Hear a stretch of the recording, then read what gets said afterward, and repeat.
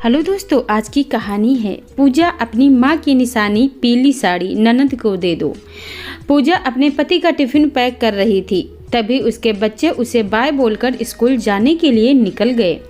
घर के सामने ही बस आती थी तो पूजा रसोई में ही बच्चों को बस में बैठते हुए देखने लगी। फिर वह अपने पति का टिफिन लेकर हॉल में पहुंची तो उसके पति ने टिफिन ले लिया और वह भी ऑफिस जाने के लिए निकल पड़े। फिर पूजा ने कॉफ़ी बनाई और हॉल में सोफे पर बैठकर मैगजीन के पन्ने पलटते हुए कॉफ़ी की चुस्कियां लेने लगी। उसी समय बिमला जी भी पूजा करके हॉल में आई और कहने लगी, अरे बहू, अभी तक नीलू नहीं उठी क्या? पूजा कॉफ़ी का कप उनकी ओर बढ़ाते हुए कहने लगी, नहीं मम्मी जी, दीदी तो अभी तक नहीं उठी। अब ससुराल में तो सभी औरतें सुबह सवेरे जल्दी उठ जाती हैं, एक मायके में ही तो थोड़ा ज़्यादा सोने के लिए मिलता है। इतना कहकर वह मुस्कुरा, क्योंकि उसे अपने मायके की याद आ गई। वह भी जब मायके जाती थी तो जरा देर से ही सोकर उठती थी। थोड़ी देर के बाद नीलू उठकर आई और अंगड़ाई लेते हुए कहने लगी, गुड मॉर्निंग भाभी, गुड मॉर्निंग माँ। पूजा और बिमला जी दोनों ने उसे गुड मॉर्निंग का जवाब दिया। फिर नीलू कहने लगी, अच्छा भाभी, आज मेरी कुछ सहेलियाँ आने वाली हैं, तो 9 बजे के बाद आप नाश्ते में कुछ बढ़िया सा बना लेना और उसके बाद वह लोग अगर कुछ फरमाइश करेंगी तो आप बनाकर उन्हें खिला देना। वैसे भी वह कौन सा रोज रोज यहाँ आती हैं, लेकिन जब भी वह लोग आती हैं तो आपके बनाए हुए पकवानों की तारीफ जरूर करती हैं। उसकी बात सुनकर पूजा मुस्कुरा उठी और सोचने लगी, अब जल्दी से जाकर नाश्ता कर लेती हूँ, वरना अगर इनकी सहेलियाँ आ गईं तब तो रसोई से सिर उठाने की फुर्सत भी नहीं मिलेगी। कॉफ़ी पीने के बाद वह बाथरूम में गई। फिर नहा धोकर बाहर आने के बाद उसने अपनी सास और ननद के साथ मिलकर नाश्ता किया। फिर वह रसोई में घुस गई क्योंकि उसकी ननद ने चाट बनाने की फरमाइश की थी। थोड़ी देर में नीलू की सहेलियां आ गईं। फिर तो चाय नाश्ते का दौर शुरू हुआ तो घंटे भर तक पूजा को जरा भी आराम नहीं मिला। वह तो अच्छा हुआ कि उसकी सहेलियां लंच करने से मना करने लगी, वरना तो पूजा का काम और भी बढ़ जाता। वैसे भी चाय नाश्ता ही इतना सारा हो गया था कि अब पूजा को भी दोपहर का खाना बनाने की ज़रूरत नहीं रह गई थी। तो उसकी सहेलियां दोपहर का खाना किस पेट में खाती?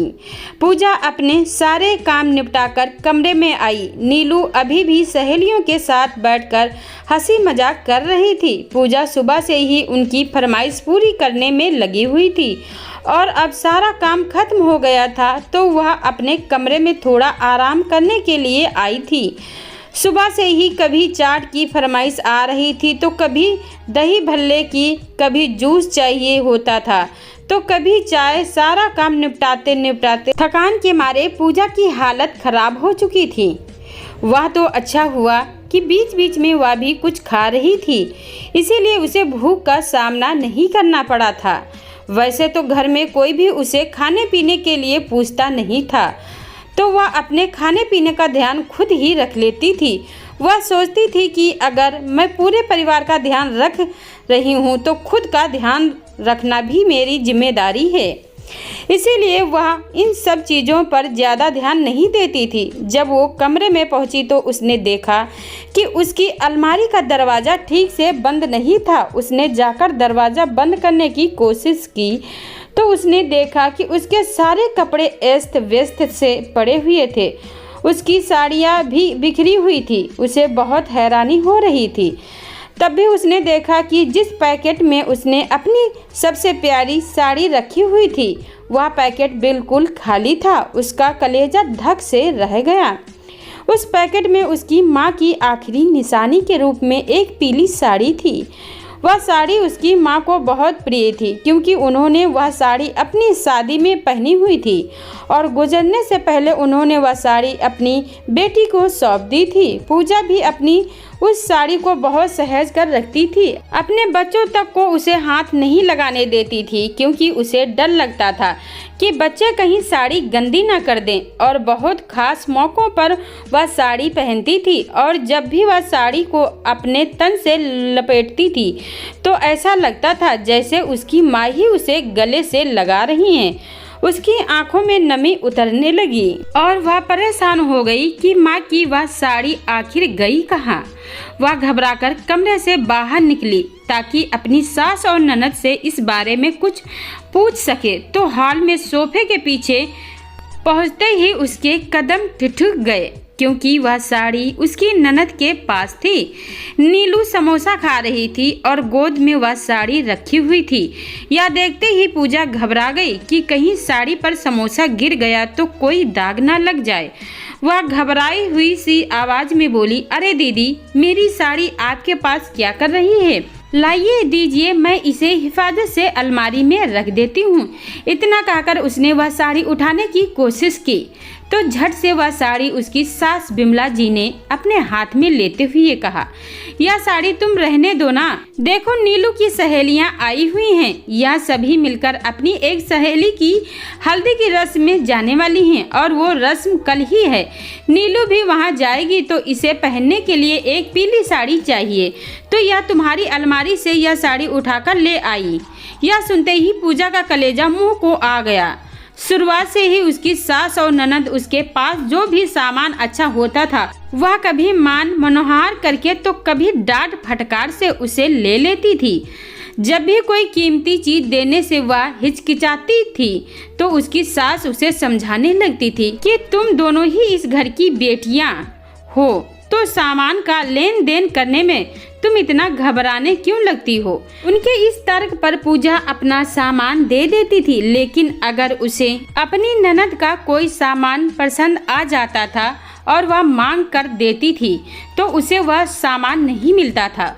उसकी सास फिर उसे ही समझाती थी कि जाने दो, तुम्हारी ननद कितने शौक से यह चीज खरीद कर लाई हैं। तब पूजा सोच में पड़ जाती थी कि वह जो भी सामान लाती है क्या वह शौक से खरीद कर नहीं लाती है, यूं ही उठाकर दान में देने के लिए लाती है। लेकिन वह अपनी सास और ननद को कुछ भी बोलकर अपने रिश्ते खराब करना नहीं चाहती थी, इसीलिए चुप रह जाती थी। आज उसकी यह चुप्पी उस पर भारी पड़ने वाली थी। उसकी सास और ननद को तो लगता था कि बहू के जिस भी सामान पर हाथ रख दो बहू चुपचाप उठाकर दे देगी, लेकिन यह साड़ी पूजा के दिल के बड़े करीब थी, इसीलिए वह किसी को भी देना नहीं चाहती थी। उसने धीरे से कहा, मम्मी जी, लेकिन यह साड़ी अगर दीदी हल्दी की रस्म में पहनकर जाएंगी और हल्दी का दाग लग गया तो मेरी साड़ी खराब हो जाएगी ना। बिमला जी कड़क आवाज में बोली, तो तेरे पास साड़ियों की कमी है क्या जो तू मेरी बेटी को नहीं देना चाहती है? तू वैसे भी यहाँ मायके में ज्यादा साड़ियाँ लेकर नहीं आई है, तो तुम अपनी साड़ी इसे दे क्यों नहीं देती? अब पूजा चुप नहीं रह पाई, वह धीरे से बोली, मम्मी जी, यह साड़ी मेरी माँ की आखिरी निशानी है। बाकी दीदी को और कोई भी साड़ी चाहिए तो मेरी अलमारी से ले सकती हैं, लेकिन यह साड़ी मैं नहीं दे सकती। आप प्लीज मेरी भावनाओं को समझने की कोशिश तो करिए। बिमला जी मुंह बनाते हुए बोली, अरे तो अंतिम निशानी होने से क्या होगा? मेरी बेटी कौन सा यह साड़ी ले जाकर बेचने वाली है, पहनकर तुम्हें वापस कर देगी। और तुमने अपना रंग देखा है क्या? तुम्हारे काले रंग पर या पीले रंग की साड़ी अच्छी लगती भी, वैसे भी तुम कितनी काली हो।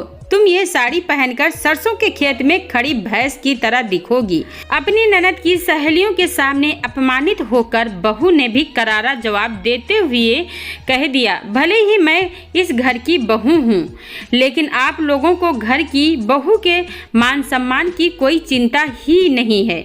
घर के काम करने के समय आप लोग हमेशा यह कह देते हैं कि अब तुम इस घर के लिए सब कुछ हो। तो अगर मैं सब कुछ हूँ तो फिर इस घर में मेरा थोड़ा सा सम्मान क्यों नहीं है? मैं चाहे काली साड़ी पहनूं, पीली साड़ी पहनूं या किसी भी गहरे रंग की साड़ी पहनूं, इससे आप लोगों को क्या तकलीफ है? और वैसे भी देखा जाए तो मांगने की आदत आप लोगों की है। मेरा हर सामान आप लोग मांग ही लेते हैं। मैंने भी आप लोगों को अपना समझकर सब कुछ दिया, लेकिन शायद यही मुझसे गलती हो गई। मुझे इनकार करना आना चाहिए था। आज आप लोग मेरी माँ की अंतिम निशानी लेने के बारे में सोचने लगे हैं और ऊपर से मुझे चिढ़ा भी रहे हैं कि यह पीली साड़ी मुझ पर अच्छी नहीं लगेगी। अरे मैं चाहे इसे पहनकर कैसी भी लगूं, इससे मेरी माँ का प्रेम और उनकी छुअन बसी हुई है। मैं उनकी यह साड़ी किसी को नहीं दूंगी। और आप लोगों ने आज जो मेरा इतना मजाक उड़ाया है, उसके बाद उसे अब मुझसे उम्मीद भी मत करिएगा कि मैं अपना कोई भी सामान किसी को दूंगी और आगे से मुझसे पूछे बगैर मेरी अलमारी में से कोई भी कुछ भी नहीं निकालेगा। और आप लोग पता नहीं मेरे कहने से मेरी कोई बात मानेंगे या नहीं, इसीलिए अब मैं अपनी अलमारी में ताला लगाकर रखूंगी। इतना कहकर वह अपनी माँ की साड़ी उठाकर अपने कमरे में जाने लगी। तो बिमला जी और नीलू कुछ बोल नहीं पाई, क्योंकि वो लोग भले ही घर की बहू का मजाक उड़ा रही थी, लेकिन बाहर के लोगों के सामने उन लोगों ने अपनी जो अच्छी सास और ननद की छवि बनाई हुई थी, उसे वह बिगाड़ना नहीं चाहती थी। इसीलिए वह लोग खामोश ही रह गईं और हंसकर बात को संभालने की कोशिश करते हुए बिमला जी कहने लगी, जाने देना नीलू, बहू को वह साड़ी इतनी प्यारी है तो हम तेरे लिए कोई दूसरी साड़ी खरीद लेंगे। वैसे भी हमें रुपये पैसे की दिक्कत थोड़ी नहीं है। नीलू ने भी माहौल को सहज करते हुए कह दिया, हाँ हाँ तुम बिल्कुल सही कहती हो। वैसे भी वह भाभी की पुरानी साड़ी है, उससे अच्छा तो मैं अपने लिए नई साड़ी खरीद लूंगी। कमरे के भीतर से पूजा सब कुछ सुन रही थी और यही सोच रही थी कि यदि अपने लिए आवाज़ नहीं उठाई जाए तो लोग ऐसे ही बस फ़ायदा उठाते रहते हैं और मजाक उड़ाकर भी दुनिया की नज़र में अच्छे बने रहते हैं। इसीलिए कभी भी किसी भी गलत बात के खिलाफ शुरुआत में ही आवाज़ उठाकर यह बता देना चाहिए कि साथ रहने का मतलब यह नहीं होता कि किसी का दुर्व्यवहार सहन करते हुए रह जाएं। अगर सामने वाले को भी साथ रहने की इच्छा होगी तो वह भी यह सोचकर चले कि अपनी बातों से किसी को आहत ना किया जाए। ये छोटी सी कहानी पे आपकी क्या राय है, कमेंट करके ज़रूर बताइएगा। कहानी पसंद आई हो तो वीडियो को लाइक शेयर करें, चैनल को सब्सक्राइब करें। धन्यवाद।